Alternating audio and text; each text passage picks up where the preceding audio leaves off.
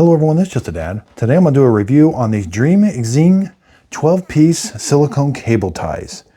So we get 4 of this size, 4 of this size, and 4 of the smaller sizes. So the smaller size is 4 inches.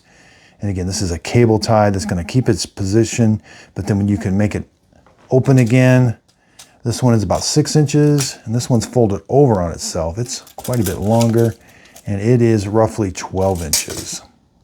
So this is a great alternative to zip ties. You can see I use zip ties a lot, but there I've got the cable kind of tied up like this. I could use that, and I could also use these in place of a zip tie. They're very strong.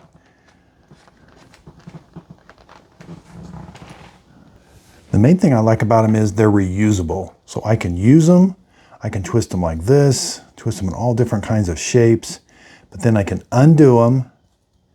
Then I can use them again. I can get them all nice and straight again. I like that the rubber actually has a little bit of gripper feel to it. So I hope this video helps. Thanks everybody for watching.